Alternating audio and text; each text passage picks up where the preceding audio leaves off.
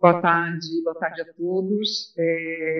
Dando continuidade, então, ao nosso evento, nós teremos agora, então, essa próxima mesa, a gente pode chamar assim, que nós vamos tratar de 3 temas extremamente relevantes para a atividade médica dentro de estabelecimentos de saúde, sejam eles hospitais, sejam eles clínicas, que é o papel do diretor técnico médico, a importância do regimento interno do corpo clínico da instituição, de toda e qualquer instituição médica, e as comissões de ética médica.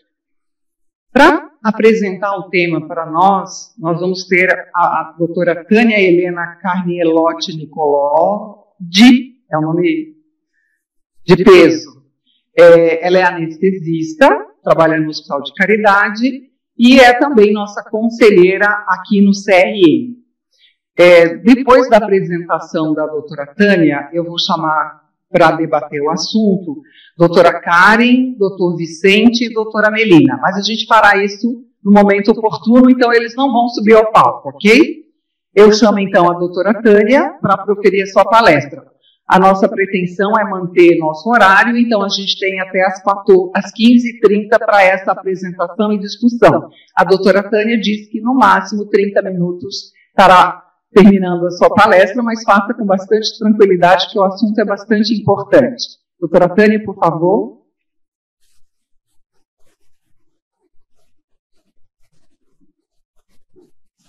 Boa tarde a todos. Gostaria de agradecer ao convite, no nome do Dr. Anastácio Cotizias. Eu me sinto extremamente honrado de estar aqui nesse auditório conversando sobre esse tema super importante para a classe médica. Confesso que para mim é um desafio.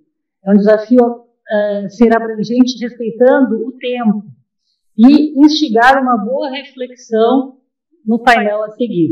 E também é um desafio, depois do almoço, mantê-los acordados, né? O tema proposto é papel da direção técnica das instituições, das comissões de ética, à luz do regimento interno.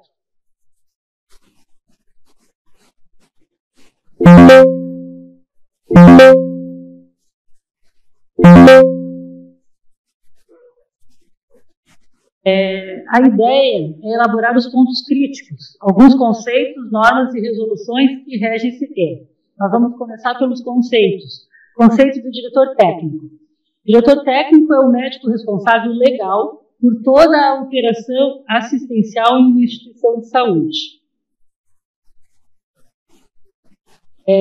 O decreto, no artigo 28, o decreto de lei 20.931, de 11 de janeiro de 1932, ele tornou obrigatório a presença do diretor técnico em qualquer instituição assistencial.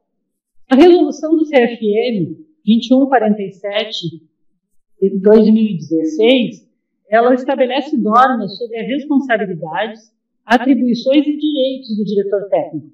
Essa resolução é uma resolução que deve estar sempre à mão e na mente de qualquer diretor técnico.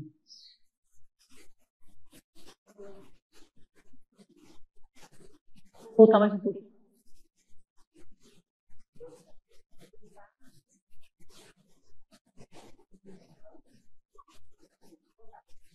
O diretor técnico ele é um cargo privativo de médico, apesar de algumas instituições, a direção às vezes querer transferir esse cargo para os enfermeiros, né, ou para uma outra profissão. É um cargo de confiança da direção do hospital, da mesa administrativa. E ele é contratado e ele recebe uma remuneração para isso.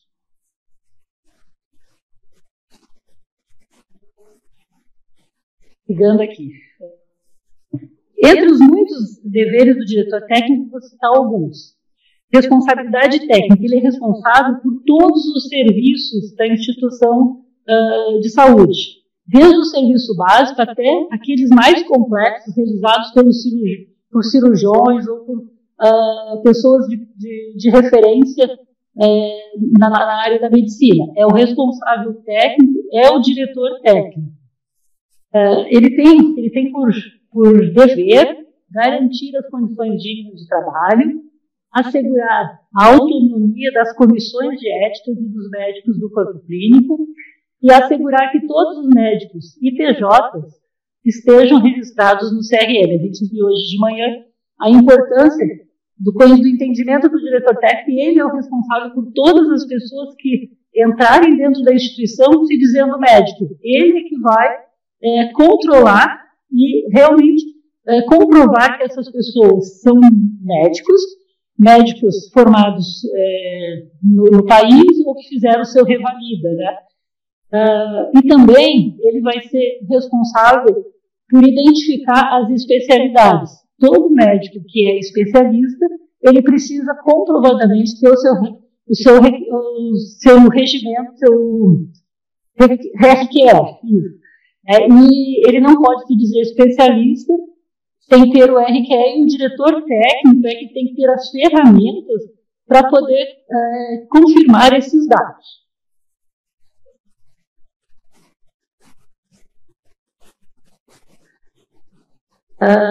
Outro dever do diretor técnico é assegurar que as propagandas institucionais obedeçam à resolução do CFM 2336 de 2023, uma resolução novinha que começou agora no início de março.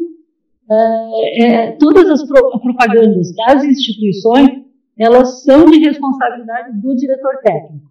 O diretor técnico tem por zelar pelo prontuário médico, ele é o guardião do prontuário médico, que é do paciente. Garantir assistência médica a todos os pacientes da instituição, então ele também é responsável pelas escalas de todos os serviços que a instituição vai se propor a oferecer para a sociedade. Representar a instituição perante os órgãos reguladores, né, a Anvisa, CRM ou Ministério Público.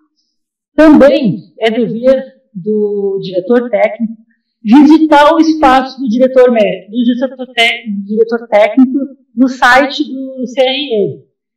Ele precisa visitar esse site regularmente para poder ver se tem alguma demanda do CRM lá. O que acontece? Muitos diretores técnicos delegam isso para secretária, assessoria jurídica, e às vezes deixam de responder ao CRM em momento oportuno, levando até a terem que responder processos de sindicância ou até processos ético profissional. Então, é dever do diretor técnico responder aos questionamentos do CRM.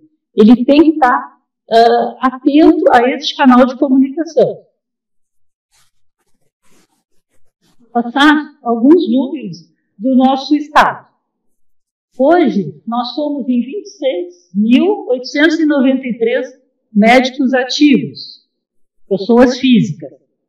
E temos, dentro do Conselho, 9.075 pessoas jurídicas. Como, desde o decreto lá de 1932, toda pessoa jurídica ou toda instituição precisa de um diretor técnico, isso é como dizer que nós temos no Estado 9.075 diretores técnicos. Quantos sabem o tamanho da responsabilidade que é ser um diretor técnico? No próximo gráfico ao lado, a gente traz a constituição dessas pessoas jurídicas. Nós temos 3% em hospitais, 35% em serviços PJ, são serviços terceirizados, de pessoas de grupos por exemplo, intensivistas que se reúnem, formam uma PJ para receber os honorários médicos. Não necessariamente eles têm um local de atendimento ou um local da PJ. A PJ funciona dentro do hospital, como terceirizado. É um número bem grande, né? 35%. E temos 42% dos consultórios, clínicas e clínicas especializadas. Dentro desses consultórios clínicos, às vezes, nós temos PJ que tem um único médico. Esse único médico é o diretor técnico dessa PJ.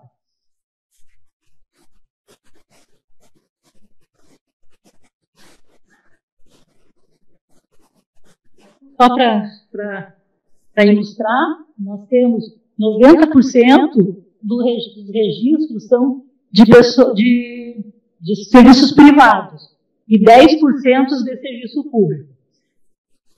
Esse dado aqui, daquele gráfico em verde, mostra as pendências das pessoas jurídicas. Nós temos 38% de pendência nas pessoas jurídicas. Isso quer dizer que são pendências que o diretor técnico não trouxe para o conselho, está devendo para o conselho. Como se fosse um alvará, às vezes pode ser algum comprovante de pagamento, mas isso está no espaço do diretor técnico para ele providenciar e resolver essa pendência. O diretor técnico não respondendo essa pendência em tempo hábil, ele sim está passível de sofrer um processo de sindicância e até de um processo ético administrativo. Agora vamos falar da Comissão de Ética Médica, é o órgão colegiado responsável por zelar pelo Código de Ética dentro da instituição. A Resolução 2152 de 2016, ela estabelece as normas de funcionamento das comissões de ética nos estabelecimentos de saúde. Dentro dela a gente encontra que uma instituição com até 30 médicos é facultativo a composição da comissão de ética. E aí quem vai responder pelas atuações que deveriam ser de uma comissão de ética é o diretor clínico. De 31 a 999 médicos, nós temos que ter uma constituição de comissão de ética de, no mínimo, 3 membros efetivos e 3 membros suplentes. A partir de 1.000 médicos, são 5 membros efetivos e 5 membros suplentes. Os membros são membros do corpo clínico. A comissão de ética, então, ela é eleita pelo corpo clínico entre os médicos efetivos, que tenham atividade regular, que não exerçam cargo de direção técnica ou direção clínica e que estejam em dia com o CRM. Deve possuir autonomia em relação às atividades administrativas e diretivas da instituição, cabendo ao diretor técnico prover essa autonomia. É importante salientar aqui, a Comissão de Ética também, a gente fala que é o braço do CRM nas instituições.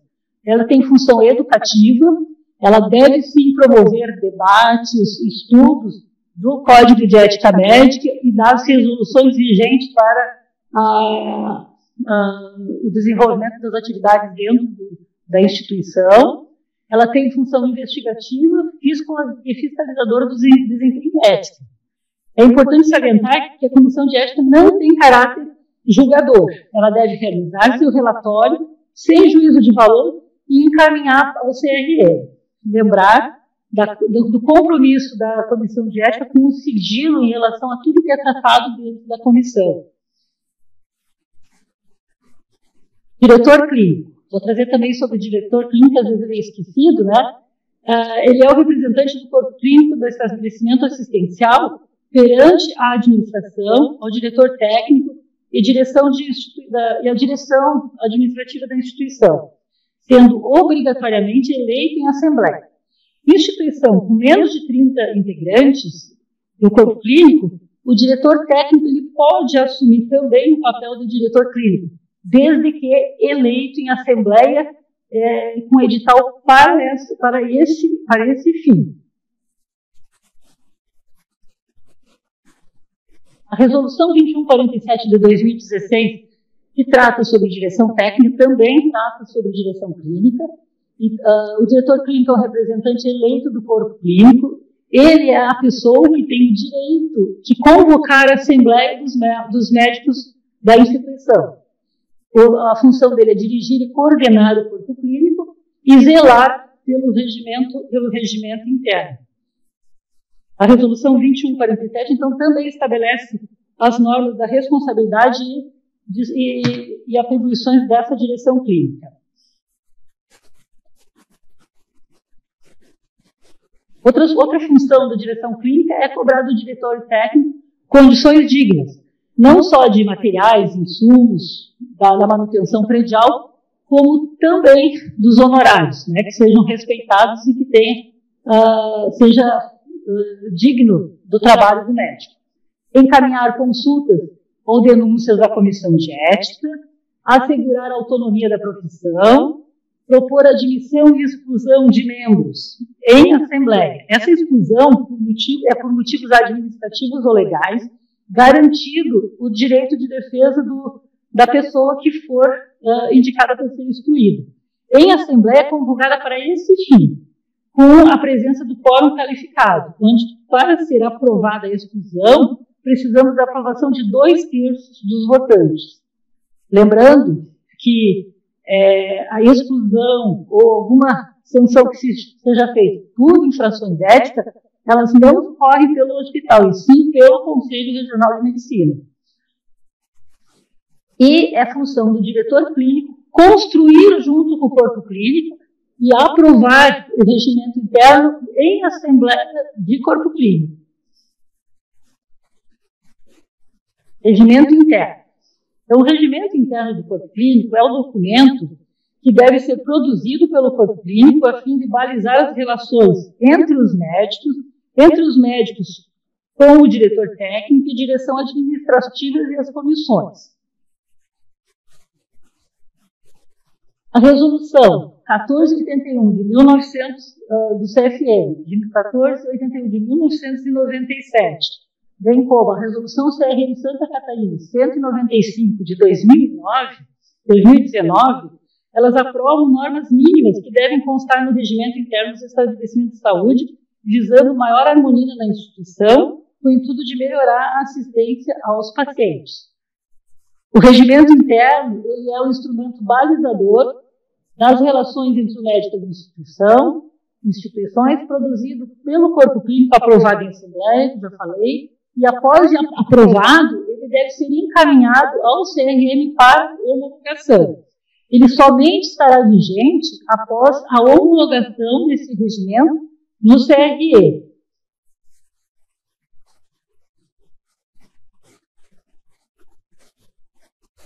A resolução do CRM de Santa Catarina, no 195 de 2019, ela estabelece em seus anexos orientações para a confecção desse regimento interno. Trarei alguns aspectos críticos que têm sido motivo frequente de indeferimento dos regimentos internos que chegam na nossa comissão. A estruturação desses anexos da resolução 195 está muito claro e muito fácil de entendimento. Ele pode ser usado como base para a confecção do regimento interno em cada instituição. Ele divide os artigos ou os conteúdos em capítulos. Começamos com o capítulo 1, que é o da definição, onde define. E isso é feito assim, a instituição tem possibilidade de fazer isso conforme adaptando a sua realidade, né? Então, vai ter a definição de corpo clínico, de regimento interno. No capítulo 2, ele orienta a trazer a composição do corpo clínico. Esse é um capítulo que normalmente traz confusão. Está estabelecido que a gente tem que ter, no mínimo, dois membros de corpo clínico, né? É o membro aspirante. O membro aspirante, ele é o médico que solicitou ingresso e cumprirá um período probatório que não pode ser superior a 3 anos, mas pode ser menos de 3 anos, com direito a votar. Desde que ele ingressa na instituição, ele já conquista o direito de votar.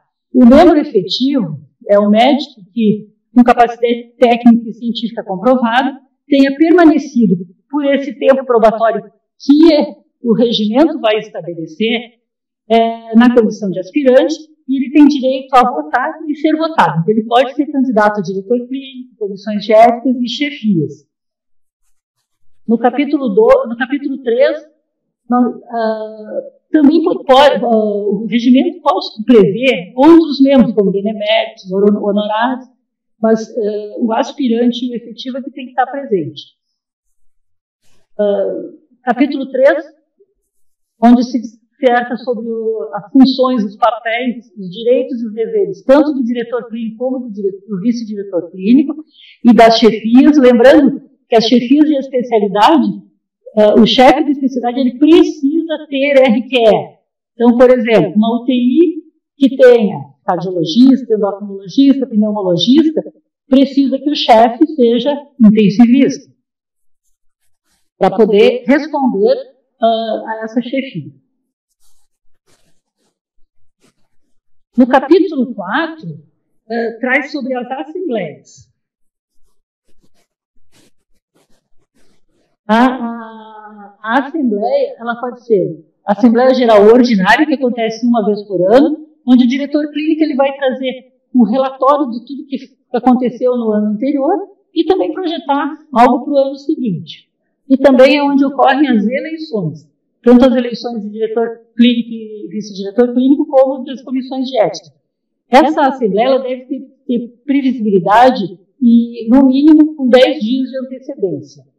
A Assembleia Geral Extraordinária, ela pode ser prevista em até 24 horas e ela é convocada pelo diretor clínico ou por algum requerimento assinado pelo mínimo de 1/3 de membros do corpo clínico. No capítulo 5, a resolução 195, ela traz das eleições de direção clínica e comissões de ética, né? Então tem que estar previsto ali os mandatos da direção. No capítulo 4, os direitos e deveres do corpo clínico, dos médicos do corpo clínico. No capítulo 7, as admissões, julgamentos e transgressões. E capítulo 8, comissões de ética. A homologação do regimento interno ela deve ser feita no CRM. Então, o que precisa? O diretor clínico ele traz uma proposta de regimento interno para a Assembleia do Corpo Clínico.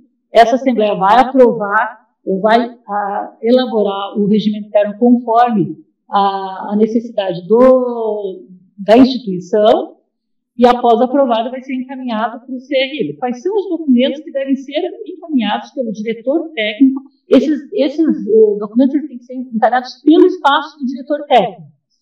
Então, o diretor clínico vai encaminhar isso junto ao diretor técnico e vai encaminhar para o CRM. Precisamos ter uma cópia do edital de convocação com o ciente dos médicos documentado.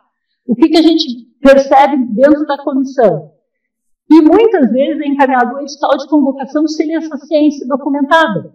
Como se pode documentar um edital? Se é um corpo clínico pequeno, os próprios médicos podem assinar ali o próprio edital, ou se não fazer uma lista de confirmação de ciência, onde todos os membros do corpo clínico assinem. Essa lista de ciência tem que lembrar, se vier em papel, ela tem que estar com um cabeçalho lá identificando a que se refere aquelas assinaturas. Muitas vezes a gente recebe um papel em branco, com um monte de assinatura, e a gente não consegue associar aquilo ao edital. Também pode ser fotos, prints de mensagens do WhatsApp ao grupo do corpo clínico, ou então e-mails também, né? Cópia de e-mails para todo o corpo clínico. Nós precisamos ter a certeza que esse edital foi encaminhado para todos os membros do corpo clínico.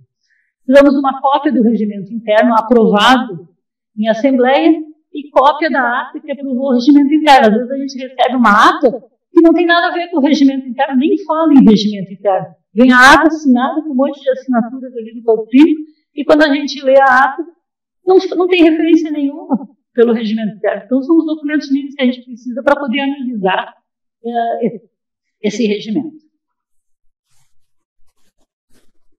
Vou apresentar para vocês a comissão de regimento interno atual do CRM de Santa Catarina. Nós temos a doutora Luana Garcia Ferraboni, que é de Joinville, nefrologista em Joinville. Eu, a doutora Tatiana, que está aqui na frente, né, Tatiana, de Almeida Prado, doutor Vicente Pacheco de Oliveira, e nós temos também presente na comissão a doutora Isabela Marés, que é da Cojuro, do CRM, e ela tem ajudado muito em agilizar os processos de entendimento da gente, de toda a comissão. Nós assumimos, em outubro de 2003, o objetivo de diminuir as demandas, que eram muito grandes. E a gente conseguiu, em julho, zerar essa demanda. Agora, nossa meta é que a gente consiga manter essa agilidade para as respostas dos regimentos que vêm até nós. E a gente quer que, no prazo de 30 dias, a gente já consiga devolver ao diretor clínico a resposta desse regimento, ou homologado, ou indeferido. E a gente tem tomado cuidado de, na resposta, já deixar bem claro os motivos, os artigos que levaram ao indeferimento do regimento, para que, no momento que chegue isso na instituição, eles rapidamente possam reestruturar esse regimento, chamar uma nova assembleia, para depois reencaminhar para a gente. Lembrando que precisa, essa retificação ser aprovado novamente em assembleia. E também o objetivo agora da comissão é estimular que todos os hospitais façam uma revisão dos regimentos internos. A gente viu que tem 200 e tantos hospitais ali. Nem todos fizeram a revisão agora, depois de 2019. Então, a gente quer estimular que ocorra essa revisão. É muito conteúdo. Eu trouxe as principais partes, né, deixando para a gente conversar no painel na sequência, tem que dar muitas dúvidas. Eu termino tentando conceituar tudo que a gente falou aqui, que é o papel do diretor técnico, do diretor clínico, da comissão de ética, através do regimento interno da instituição, ela deve somar forças na busca da qualidade e segurança do paciente, ofertando uma boa medicina dentro dos preceitos éticos. É esse o grande papel desse conjunto todo de pessoas para formatar ou tentar buscar uma medicina melhor. Muito obrigado, fico à disposição.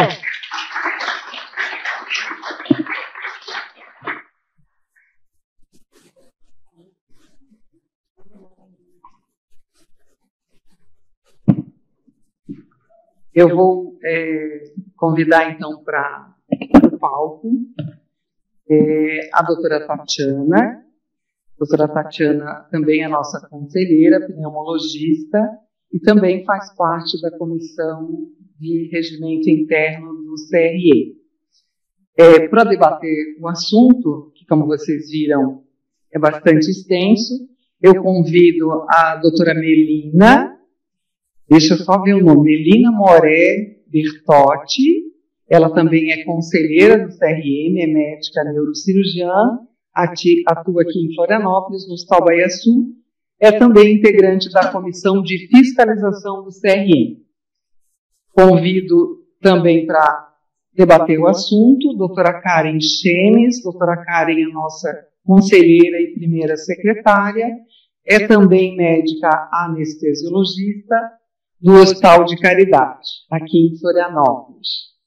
E, finalmente, convido nosso querido Dr. Vicente Pacheco, também nosso conselheiro, nosso atual tesoureiro, primeiro tesoureiro, e bastante experiente no assunto, porque está conosco há muito tempo, então é um profundo conhecedor do assunto.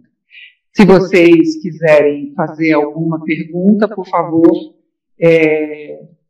ou façam através do microfone, ou podem encaminhar por escrito também, ok? Eu vou sentar ali para a gente poder discutir.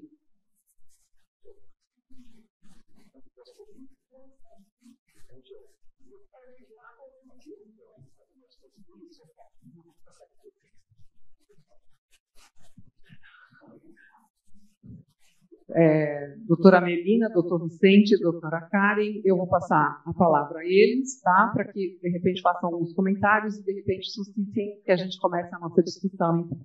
Doutora Karen. Boa tarde, doutor. Boa tarde a todos. Eu gostaria muito mesmo de falar com o doutor Vicente, porque depois que ele falar, não vai sobrar muita coisa para os conselheiros mais novos do conselho, né, que sabe tudo, e a gente está aprendendo ainda bastante. Eu lamento que hoje tenhamos tão poucas pessoas aqui para debater esse assunto, para conversar sobre o assunto, porque o que a gente tem visto é um grande número de processos por conta de má condução de direção técnica.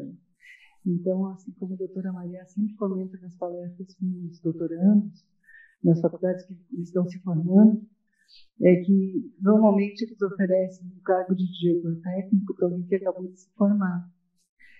Mal sabe, coitadinho, que está com a batata quente na mão, né? Porque vocês viram ali a quantidade de responsabilidades que ele assume frente a toda uma comunidade médica e de pacientes, né, de população.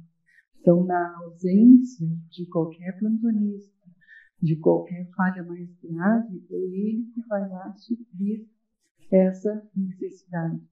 Então, é vital, o primeiro, é um cargo presencial da direção técnica, ele não pode morar na cidade vizinha, ele tem que morar ali, tanto o diretor técnico quanto o diretor clínico, e ele assume responsabilidades imensas que às vezes ele não tem noção do tamanho do que isso é.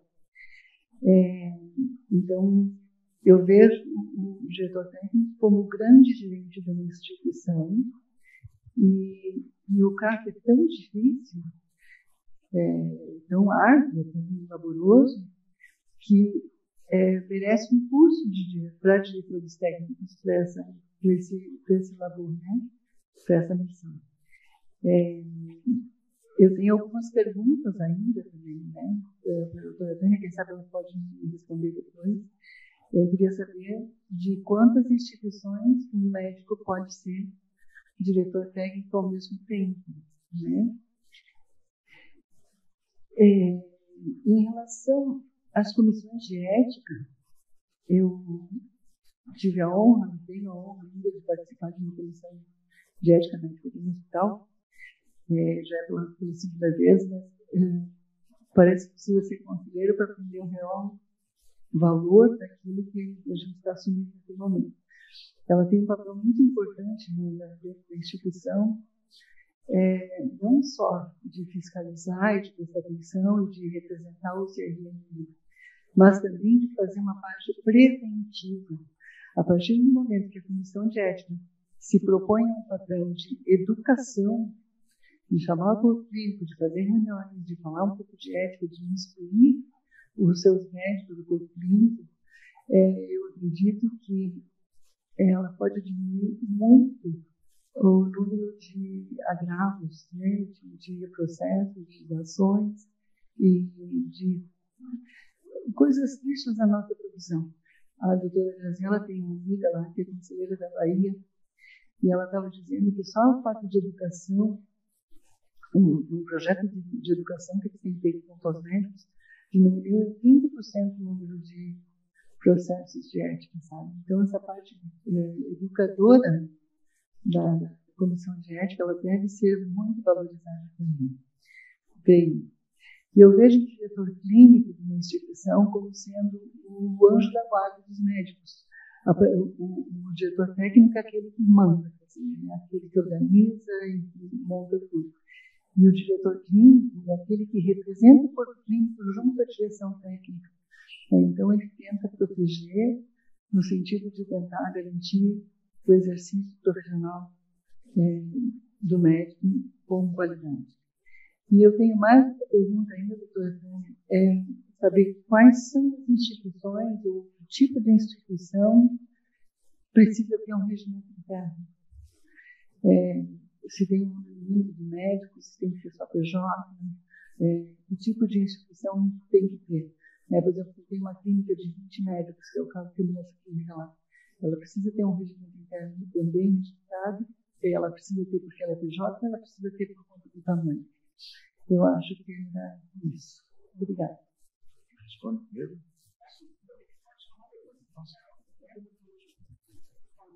Então, ok. Muito obrigado, senhora presidente. Muito boa tarde a todos. Uma satisfação imensa estar podendo participar desse painel do nosso Fórum de Ética, do nosso tradicional Fórum de Ética. Muito obrigado pelo convite.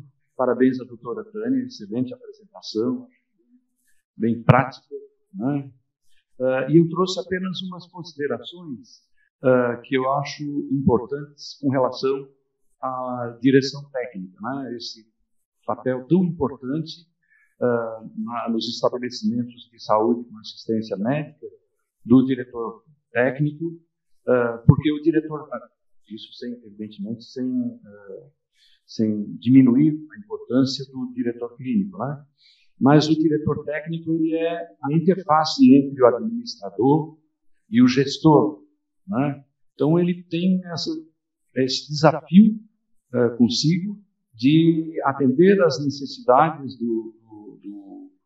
da instituição, do estabelecimento e também trabalhar, digamos assim, em prol daquela gestão, né? Isso tem muita significância, sobretudo nos diretores técnicos dos cadastrados, dos chamados cadastrados, que são órgãos públicos, né? Sobretudo as secretarias municipais de saúde, que ao se cadastrarem, ou seja, não é pago, não tem nenhuma despesa junto ao conselho, elas necessitam indicar um diretor técnico. Lembrando que a direção técnica vai desde uma pejotização do PJ, o indivíduo, o médico que constitui uma pessoa jurídica para poder prestar serviço em um hospital ou em qualquer outro estabelecimento, uma clínica, como a minha clínica, que nós somos em 4 médicos, a estabelecimentos com um grau de complexidade imensa, né, como os maiores hospitais. Eu lembro Nossa Senhora da Conceição, o Marieta, né, entre outros, ou aqui perto o Hospital Regional de São José, por exemplo. Então, você ser diretor técnico de uma clínica, como a minha clínica, e de um hospital, de um porte desse, a complexidade que é a direção técnica desses estabelecimentos, né? Com relação às prefeituras, eu acho que até eu fiquei surpreso, porque para essa apresentação eu fui me informar, e agradeço o pessoal da fiscalização, a Iracema, que me passou esse dado. Nós, em 2019, nós temos 295 municípios no estado. Em 2019, nós tínhamos 140 prefeituras inscritas, cadastradas. Perfeito? E nós já temos agora 239 municípios. Ou seja, nós estamos precisando apenas de 50 municípios, 55, para nós chegarmos aos 295 municípios do estado de Santa Catarina, com cadastro no CRM, com designação de um diretor técnico. Então, acho isso assim, importantíssimo e achei oportuno destacar, né? Lembrando que a doutora Tânia apresentou os 8.000, as PJs, né? E cada PJ é um diretor técnico. Então, nós temos 1/3 dos médicos do nosso estado ocupam posição de direção técnica, mesmo que ele seja diretor técnico dele mesmo, né? E temos uma quantidade significativa em virtude da pejotização das empresas, né? Lembrando que nós temos mais de 200 hospitais no estado, a doutora Tânia também mostrou isso, e a maioria são hospitais de pequeno porte, com direção técnica e com esse problema, né, doutora Tânia, que às vezes o diretor técnico ou ele é muito jovem, ou ele está na outra ponta da faixa etária, ele é muito idoso. Então, ou o jovem ainda pouco experiente, ou às vezes a pessoa já mais idosa que não quer se envolver com muita coisa, que tudo que traz põe na frente acaba assinando, e isso gera problemas às vezes grandes, enormes, né? Porque às vezes nós temos indivíduos entrando na carreira profissional já enfrentando uma sindicância ou um processo ético profissional, e ainda o mais triste, indivíduos que estão saindo, terminando a sua carreira profissional com processo, né? Então, as duas situações são péssimas. Então, eu acho que além a 2147, ela é uma resolução indispensável, né? Todo diretor técnico teria que necessariamente conhecer essa resolução, embora muitos não costumem frequentar o site do Conselho Federal de Medicina e sequer do Conselho Regional de Medicina. E às vezes a gente fala da 2147 e a pessoa não sabe do que a gente está falando. Mas eu acho, então, a 2147, ela normatiza, ela dá atribuições, dá responsabilidades, direitos, enfim. Mas eu acho, e aí fica como uma reflexão e uma sugestão, que o nosso corpo, nosso sistema conselhal, ele precisa se ater mais a essa exigência que ele faz, né, dada lá em 1932, com o decreto-lei, exigindo a presença de um diretor técnico, mas nós precisamos, talvez, especificar mais, dar mais orientações, mais treinamento, entendendo essa diferença brutal que existe entre você ser diretor técnico da sua própria clínica, que às vezes é uma pessoa só, de um hospital de grande complexidade, aqueles diretores técnicos, realmente é uma situação difícil, penosa. Então, procurar criar critérios, criar padrões de assistência, de orientação, que os conselhos possam, de alguma forma, participar mais, né, orientando, apoiando, porque a cobrança é grande e nós temos dificuldades. Às vezes, as instituições necessitam de diretor técnico e todo mundo se esquiva porque sabe dessa grande dificuldade, da responsabilidade, né, e precisa do ombro amigo do conselho, dos conselhos, para que tenham mais confiança, mais conhecimento, sobretudo, né, para enfrentar esse desafio da direção técnica. Muito obrigado. Parabéns mais uma vez, doutora Tânia. Retorno a palavra, senhora presidente. Posso passar? Boa tarde. Eu acho que a doutora Tânia, o doutor Vicente e a doutora Karen resumiram basicamente a importância do diretor técnico. O diretor técnico ele é escolhido pela administração. O diretor clínico ele é eleito pelo corpo clínico. Só que o diretor técnico, como muito bem disse a doutora Karen e o doutor Vicente e a doutora Tânia, ele é um responsável legal. Tanto vai ter que responder pelo Ministério Público, pela vigilância sanitária. Então, quando a gente aceita um cargo desse, a gente tem que pensar duas vezes se tem condições de assumir tamanha responsabilidade. E eu deixo aqui que o nosso CRM tem várias aulas no site, no YouTube, para dar embasamento para aqueles que estão começando como diretor técnico e ter todas as ferramentas para poder fazer uma boa gestão e não se complicar. Porque o que a gente mais vê nas sindicâncias e PEPs, quando vem os médicos denunciados, não sabia que estava acontecendo isso, e a verdade é que o diretor técnico tem que ter a ciência do que está acontecendo em todo o hospital. Então, deixo essas palavras para a gente terminar a discussão. Eu sempre falo com meus filhos, né, que não saber não isenta da culpa, né? E isso acontece também com o diretor técnico. Não é justificativa para não ser punido e não vir a responder o processo de sindicância ou um processo dentro do CRM. O que é muito doído, né? Porque todos os médicos eles querem acertar, na grande maioria das vezes a gente quer acertar, e quando a gente é questionado, a gente é pego num problema que não é nosso pessoal, mas é nosso da instituição.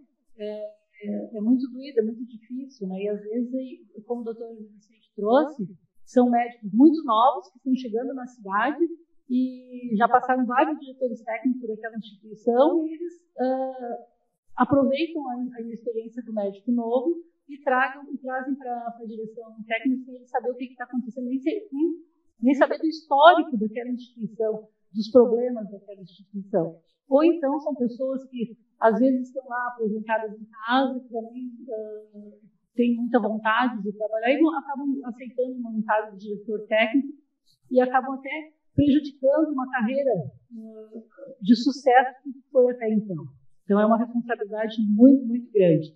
O que eu vejo é que a gente precisa investir em educação. A gente tem que educar os médicos desde que eles saem, ou até o ideal seria a gente conseguir uma porta de entrada dentro das universidades para mostrar essas responsabilidades lá na universidade. Ou, pelo menos, então, quando eles ingressam, começam a ter o seu CRM, a gente conseguir mostrar para eles como que é duro, né, para eles lembrarem como é duro conseguir um CRM e depois, assim, jogar esse CRM na mão de uma instituição que pode acabar prejudicando a própria pessoa, né?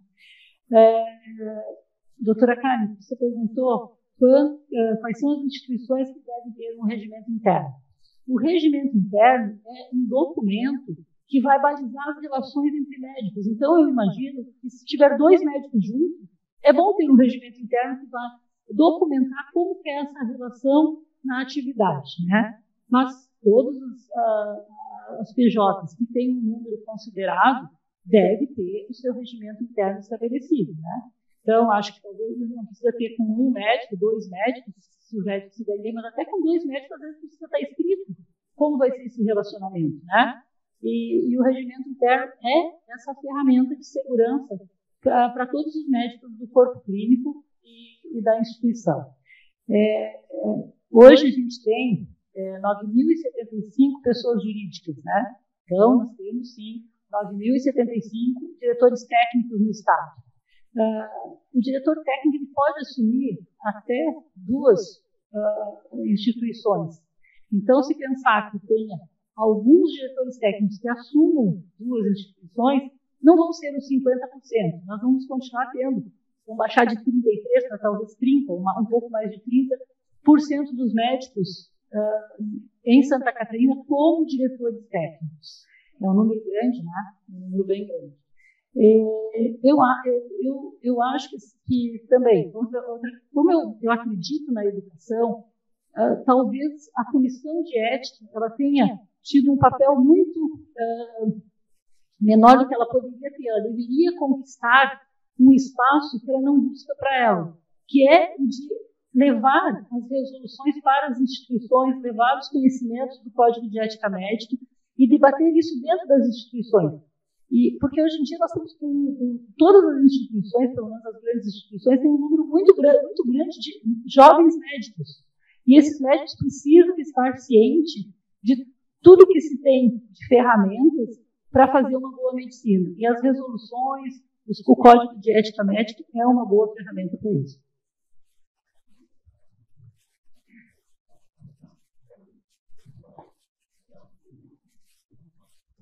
Obrigada, gente.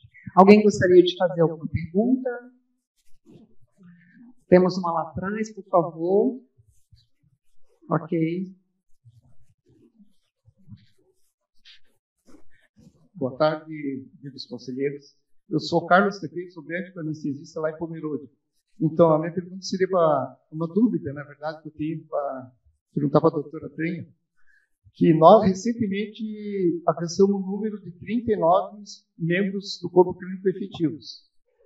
E, seguindo a resolução, a gente tem que montar uma comissão de ética, né?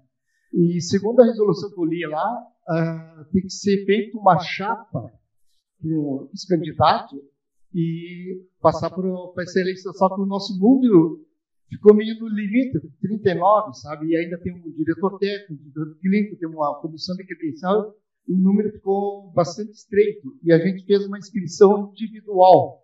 E obedecendo aqueles critérios de idade, tempo, etc., né, a gente conseguiu eleger 6, 3 efetivos e 3 suplentes. Eu queria saber se é legal isso, já que não conseguimos montar chapa. E uma segunda pergunta, em relação à direção técnica, ela é um cargo de confiança da instituição, inclusive é remunerado para isso, né? O diretor clínico, não. Gostaria de saber se existe alguma ilegalidade ou alguma coisa que o diretor clínico passa também a ser remunerado. A gente até está buscando isso, a direção executiva do hospital, para tentar... Porque é um cargo que realmente demanda trabalho e dedicação, né? E às vezes ele deixa de atender suas atividades profissionais em função disso. Então, se existe alguma, se não é ilegal, nada de a gente buscar uma remuneração para o diretor clínico. Obrigado. Seriam essas 2 perguntas. Doutor Carlos, parabéns por ter conseguido constituir a comissão de ética. Eu sei da dificuldade que é quando tem um número pequeno de médicos dentro de um corpo clínico, ter voluntários para desempenhar esse papel, né? Assim, a partir de 30 médicos, 31 médicos, nós temos que ter a Constituição com, no mínimo, 3 efetivos e 3 aspirantes. 3 suplentes. Isso passa do entendimento de todo o corpo clínico da importância de estar à frente dessas comissões. No momento que as comissões começarem a abrir espaço para mostrar a importância que é o conhecimento do Código de Ética Médica, das resoluções, isso vai acabar despertando vontade de outras pessoas estarem à frente. A direção técnica, então, quanto à comissão de ética, é isso. Acho que tem que ampliar um pouco essa função do diretor técnico, de comissão de ética. Ele não precisa estar ali só esperando a demanda vir, né? No momento que você começa a trabalhar e construir esse ensinamento, esses códigos de conduta serem estudados, isso vai trazendo uma melhor autoestima para o corpo clínico. O corpo clínico vai tendo a importância dessa responsabilidade. O diretor técnico, ele é remunerado, ele é contratado pelo gestor, né?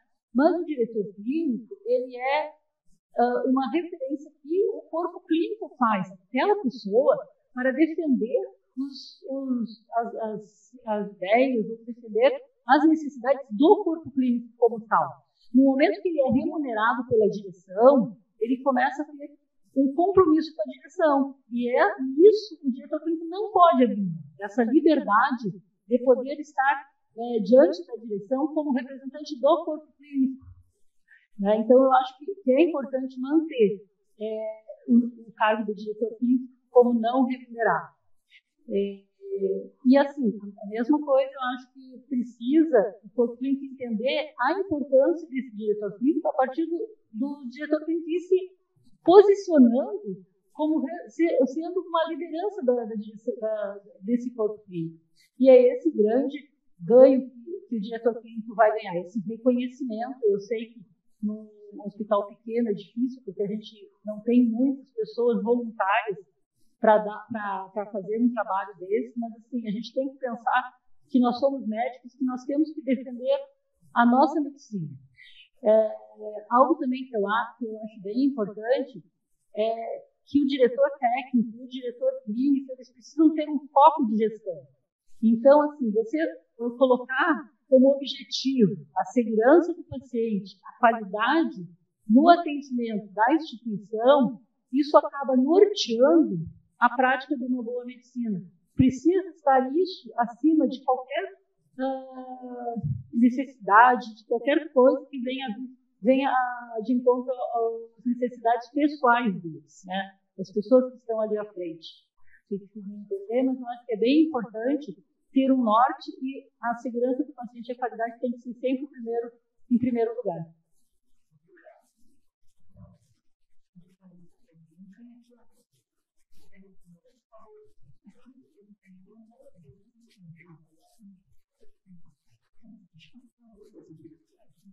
Boa tarde a todos. Eu sou Eliezer Menezes, de Blumenau, e gostaria de tecer alguns comentários, primeiro pela felicidade desse painel de instrução para todos. Pena que temos poucos jovens aqui, né? Como professor de 2 instituições lá na minha região, e coloco-me, inclusive, como exemplo, né? De maneira não tão feliz, os senhores conselheiros verão meu nome nas próximas plenárias de sindicância, por figurar por mais de 10 anos como responsável técnico de uma pequena empresa de ambulância, na qual, na melhor passagem, nós tivemos 6 médicos no corpo clínico. E, após uma visita de vocês lá em Blumenau, nós tivemos imensas dificuldades de nos adequar às crescentes normas, né, as adequações necessárias para a empresa sobreviver. E, inclusive, perdi alguns minutos preciosos aqui da palestra de vocês por estar ali no departamento de fiscalização, né? Eu gostaria de uma palavra de vocês, primeiro sobre como foi nesses anos, né, a normatização, a crescente vinda, né, de regulamentações para as empresas particulares de ambulância, pois destaco-lhes que, certa vez, para nos adequar a insumos, medicamentos, coisas do gênero, nós chegamos a seguir determinações do SAMU, porque não havia legislação específica para empresas particulares de ambulância. E uma outra palavra que eu gostaria de vocês seria com relação à responsabilidade técnica de instituições de longa permanência de idosos, vulgas casas asilares, que também é uma situação muito comum que a gente é convidado a responder em todas as cidades. Obrigado. Oi. Bem, eu acho que vou começar pelo final. As instituições de longa permanência, as chamadas ILPs, né? Longa permanência de idosos, ILPI, primeiro elas têm que verificar, sabe, colega, saber exatamente se elas são registradas, ou se forem estabelecimentos públicos cadastrados junto ao Conselho Regional de Medicina. A partir do momento em que ela é registrada ou cadastrada, ela tem que ter, evidentemente, um diretor técnico designado. Ou seja, ela tem que ser caracterizada, porque existem diversas instituições de longa permanência de idosos que são constituídas por entidades benemerentes, não tem um serviço técnico, um serviço médico organizado. As pessoas que estão lá internadas, elas às vezes têm os seus médicos particulares, ou então são levadas para as unidades básicas de saúde. A partir do momento em que ela tenha necessidade de um corpo médico prestando assistência frequente, ela já vai ter que ter prontuário, ela vai ter que ter um local onde armazenar esse prontuário, vai ter que ter, evidentemente, o diretor técnico, e às vezes há uma distinção entre aquele que está prestando a assistência, o corpo médico, e os proprietários da ILPI. Né? A ILPI, às vezes, ela é privada, alguém se dispõe a abrir uma casa de repouso para idosos, né? E, então, se essa casa de repouso ela tem uma atividade médica fixa, tem visita de médico, ela precisa que aquele médico tenha aqueles idosos todos com seus respectivos prontuários, ele vai ser o responsável pela guarda daqueles prontuários, ele vai haver uma inscrição junto ao Conselho Regional de Medicina. Agora, se é uma entidade benemerente que não tem um corpo médico constituído, em que os doentes, os idosos acamados, doentes, são levados para consulta, ou vem um médico particular e atende, aí é uma situação diferente. Então, aqueles que têm um corpo médico têm que ser registrados junto ao Conselho Regional de Medicina, porque o que é que acontece? Às vezes, as casas de repouso oferecem, quando vão fazer a sua publicidade, elas oferecem, olha, a nossa instituição, ela tem assistência médica completa, tá? Só que é uma assistência médica que ela não é contínua, ou seja, você pega o idoso e leva para ser tratado, ou chama o médico, ou chama o SAMU, enfim, alguma PH, empresa PH que vai lá e dê assistência. Agora, se ela tem serviço contínuo de assistência, se ela contrata um médico, aí é diferente. Então, ela já tem que ter o registro, mesmo que não seja vinculado ao dono, à propriedade daquela ILPI. Perfeito?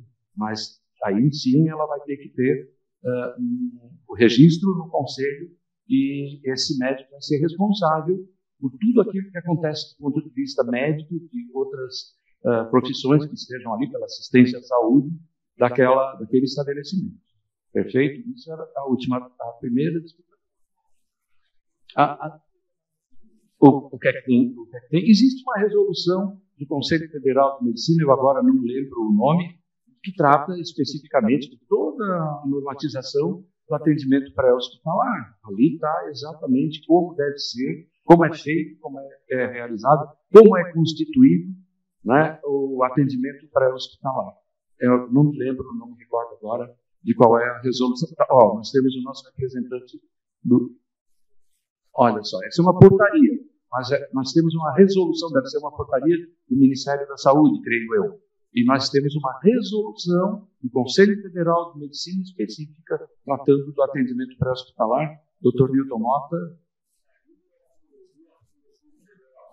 Perfeito, olha só. Então, a portaria, né, do Ministério da Saúde, enfim, ela homologa aquilo que foi decidido, né, pelo Conselho Federal de Medicina em sua resolução. Perfeito? Está esclarecido? Olha só.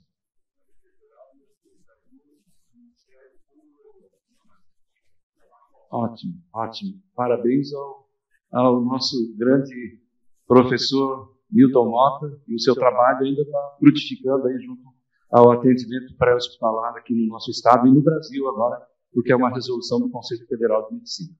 Perfeito? Retorno. Muito obrigado também. Boa tarde. Meu nome é Gilberto, eu também sou de Pomerode. Eu estou na direção técnica da Secretaria Municipal já no 10º ano. A gente passou pela pandemia, foi bem difícil, mas eu estou notando uma diferença no comportamento dos médicos, assim, principalmente depois da pandemia para cá.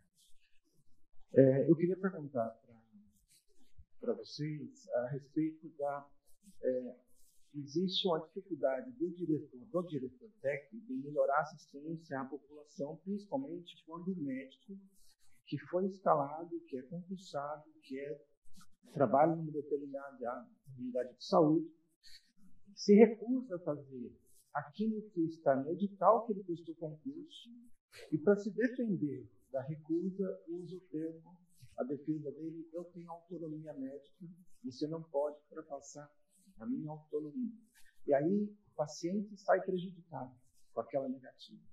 Eu queria perguntar até que ponto, ou quais os recursos que o diretor técnico pode usar para que aquela assistência não seja prejudicada, porque no final das contas toda a instituição ela é colocada a menos de qualidade por causa de uma atuação desse tipo. E aí o profissional se coloca como: não, a minha autonomia eu não faço. Vou dar só um exemplo. Uma moça de 23 anos foi pedir um atestado para fazer educação física. E o médico se recusou numa consulta de examinar, não faço. Então, são coisas simples e coisas que eles teriam condição de fazer. Mas quando você vai conversar, você está sendo assédio moral, você não pode fazer assédio moral. Então, eu queria perguntar se existe algum recurso que o diretor técnico faça com que o trabalho não perca e o paciente não saia prejudicado. Eu posso, depois acho que passo adiante, mas assim, o diretor técnico, na verdade, ele tem que fazer cumprir, obviamente, as normativas institucionais. Se o senhor é o diretor técnico, ou o médico é o diretor técnico da Secretaria de Saúde, e aquele médico ele foi contratado para atender a população, para fazer um determinado ambulatório, eu entendo que o atestado médico faz parte do trabalho desse médico.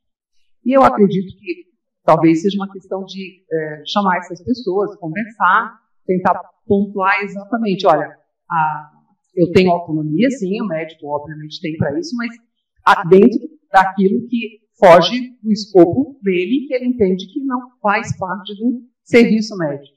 Eu entendo claramente que um atestado médico faz parte do trabalho do médico, né, daquela consulta médica. Claro que se a pessoa pediu só um atestado e não veio para consulta, aí é diferente. Eu só posso emitir um atestado se eu tiver realizado o ato. Então, assim, precisamos entender um pouco mais o cenário, mas eu acho que o diretor técnico tem que tentar fazer cumprir, obviamente, o contrato de trabalho, né, dos médicos que estão ali, concursados, enfim, que estão ali prestando um trabalho de assistência à população. E eu acho que se for um fato que mereça ser avaliado pela Comissão de Ética da Secretaria de Saúde e, eventualmente, que demande uma denúncia, que se passe ao Conselho Regional de Medicina e a gente vai avaliar como um caso concreto. O que a gente vê muitas vezes realmente precisa ter diálogo, muitas vezes as pessoas precisam entender o seu papel e entender que o diretor técnico está ali para garantir, em primeiro lugar, obviamente, a assistência à população. No caso do Estado, da Prefeitura, é aquela população que é assistida naquela região, naquela micro ou macro região, né? Então, eu entendo que tem que tomar um pouco de cuidado com essas negativas, porque elas podem realmente não estarem de acordo com o Código de Ética Médica.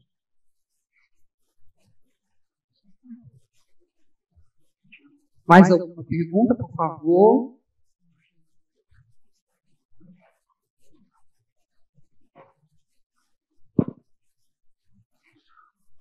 Boa tarde, sou Tamaro Reis. Dizer que é um prazer estar aqui revendo colegas de Priscas Eras e colegas não antigos. E gostaria de aproveitar a oportunidade para que o painel aproveite para lembrar o que a gente já transitou muitos anos na nossa vida, comendo esses conselhos, trabalhando com defesa, apuração de colegas, o importante papel que existe no tal do prontuário do paciente. O prontuário médico, houve uma época em que havia uma verdadeira epidemia de pedidos de prontuário médico por parte de autoridades. E autoridades que, às vezes, não tinham constituição legal. Era um promotor, era um delegado de polícia, que queriam, a todo custo, adquirir o prontuário do paciente. E, às vezes, o paciente não tinha conhecimento. Às vezes, todo mundo sabia que o prontuário estava na mira de alguém. E que o único, às vezes, que não sabia era o paciente, que é o mais fácil para conseguir. Então, os diretores técnicos que devem estar aqui presentes, que não deve ser pouco, porque os diretores técnicos sempre são aqueles que mais se interessam pela parte de educação pedagógica deste nosso fórum da médica no CRM, que levem aos colegas os cuidados que isso aí demanda, que é necessário. Havia uma tendência até de usar da própria força policial para adquirir um prontuário. E colegas que, inclusive, abandonaram o cargo de diretor técnico por conta disso. Porque eu abandono o cargo, mas eu não entrego o prontuário, que é uma guarda sigilosa. Então, eu queria aproveitar essa oportunidade para dar essa ênfase a quem está ouvindo o painel, né? E agradecer também a oportunidade que me dão de estar presente aqui nesse evento, que eu sempre valorizei muito em toda a minha vida. Muito obrigado. Obrigado, doutor Tamaro. Claro, por favor. Doutor Tamaro, boa tarde a todos. Eu queria reafirmar aqui um compromisso nosso, que no dia da nossa eleição e no dia da nossa posse, eu falei que o sigilo médico transcendia a mera obrigação legal. O sigilo médico, ele é parte pétrea da nossa profissão. Ninguém, a não ser o juiz ou o próprio paciente, pode autorizar a quebra desse sigilo. Eu sei que está sendo transmitido isso pelo YouTube, vai ficar gravado. Eu queria ratificar isso aqui de novo. Ninguém, nem diretor técnico, nem parente, só o paciente, ou o próprio órgão judiciário, através de vídeo. Nem delegado, nem promotor. Eu acho que esse assunto, de alguma maneira, se desvirtuou ao longo do caminho e não pode, de maneira nenhuma, ter nenhuma ressalva sobre isso. Então, esse assunto para nós é pacífico, só o paciente ou o juiz. Aqueles que, porventura, não seguirem essa orientação, infelizmente, a gente vai ter que tomar atitudes que não gostaríamos de tomar com os colegas. Isso é causa pétrea da nossa profissão. Os pacientes confiam no médico mais do que em qualquer outra instância. Não podemos quebrar essa confidencialidade. Desculpa eu interromper o senhor, mas eu precisava falar isso como presidente do Conselho de Medicina. Está gravado, vai ficar no YouTube. E se alguém tiver algum problema com isso, por favor, pode conectar direto com o meu telefone ou com qualquer outro conselheiro. Tá? Obrigado. Obrigado, doutor Marcelo. Eu acho que nós temos uma outra pergunta. Acredito que nossa última pergunta, em função do horário. O microfone já vai chegar aí, viu?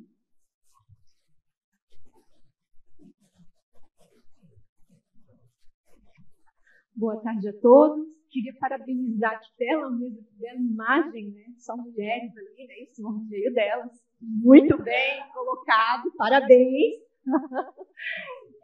Não, tá belíssima a imagem. Já fotografei aqui, vai para o Instagram. Uma das perguntas era essa. Eu sou advogada, eu represento algumas associações de especialidade médicas e só trabalho com médico, né? Não paciente, nem outro tipo de profissional da saúde. E essa é uma orientação que a gente dá para os clientes quando nos perguntam sobre a questão do sigilo do prontuário. Né? A gente fica até meio receosa, às vezes, porque o paciente, o familiar, ou a polícia, ou enfim, o inquérito, eles forçam, às vezes é para mudar de instituição, para levar para outro hospital, ou para um outro profissional analisar.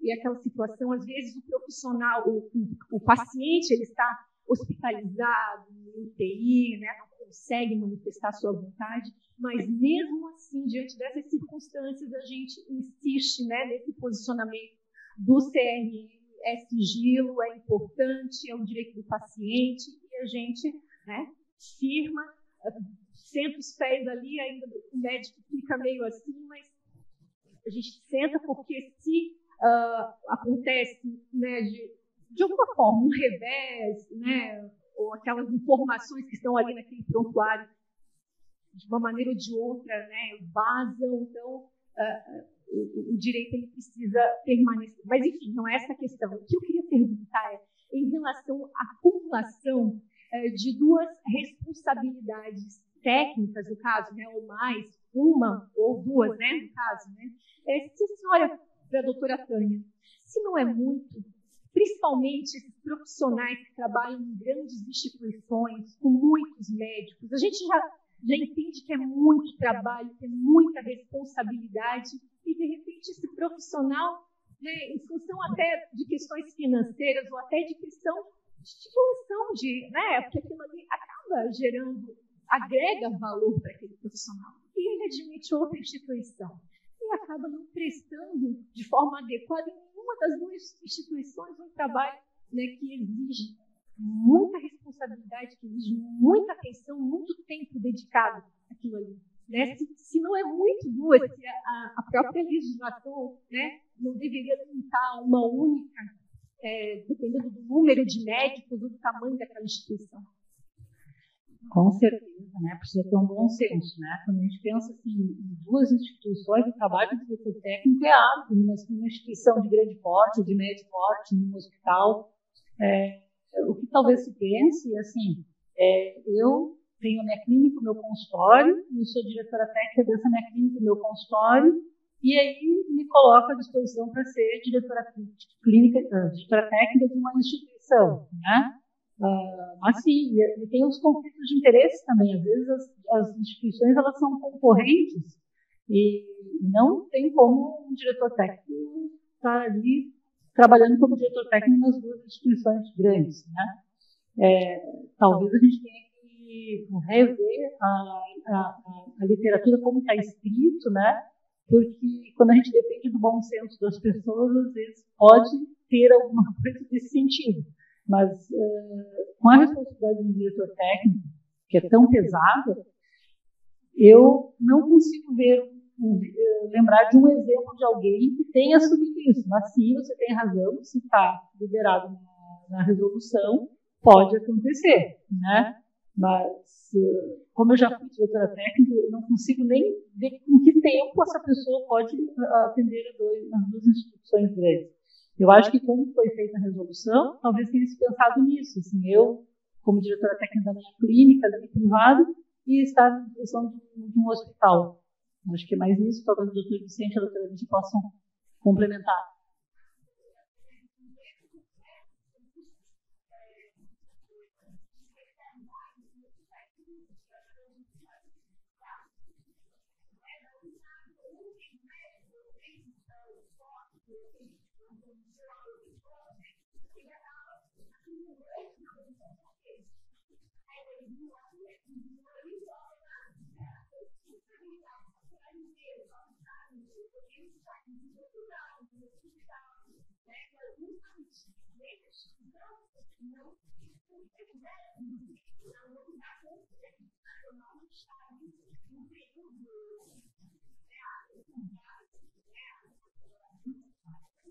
Sim, até porque a direção técnica é um cargo presencial, né? Tem que estar presente, ele não pode ser feito à distância, né?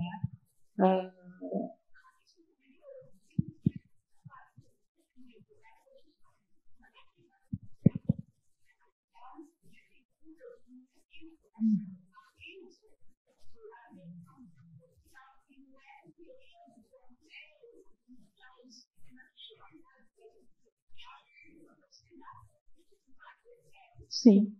E a cobrança virá, né? A cobrança virá. A pergunta. Obrigado pela condescendência e permitir, que já estava encerrando, né?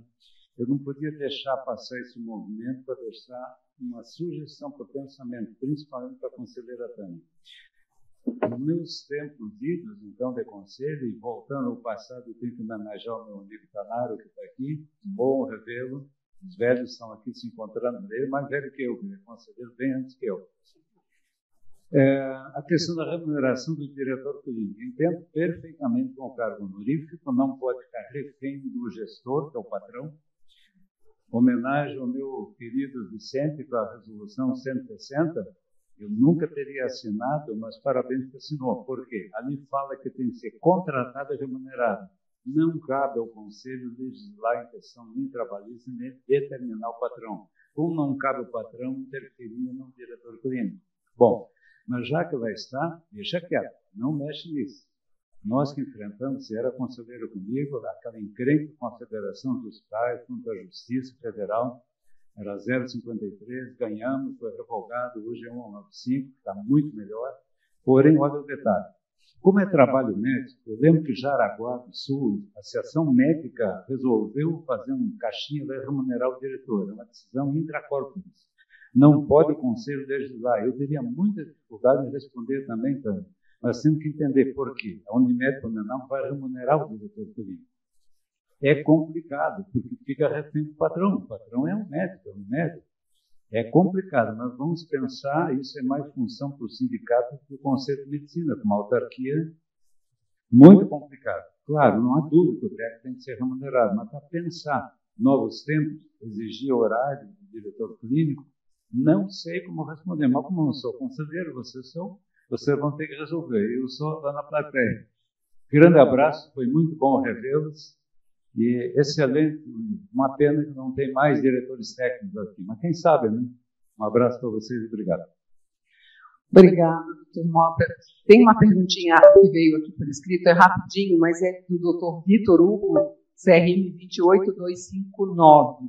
Ele pergunta sobre essas questões tratadas aqui em ambulatórios municipais, ou seja, prefeituras municipais. Só para finalizar rapidamente, só para dizer que são as mesmas obrigações. A questão da necessidade de direção técnica, de regimento interno, de COMET, para a instituição pública e para a instituição privada. Então, as regras são as mesmas. Eu entendo um pouco da dificuldade, talvez, na questão da remuneração. Eu sei que isso, às vezes, passa por necessidade de aprovação de projeto de lei, mas essas questões, elas são tanto para serviço público quanto para serviço privado, ok? Faltando 1 minuto para as 15h30, nós estamos terminando. Eu quero agradecer a organização do evento pela ideia, né, da mesa, do nosso painel, que foi muito produtivo. Agradecer a todos a palestrante, em especial, aos nossos debatedores, a doutora Tatiana e a vocês pelo tempo de estarem aí, pela participação, que foi muito bacana. Obrigada a todos. Até daqui a pouquinho.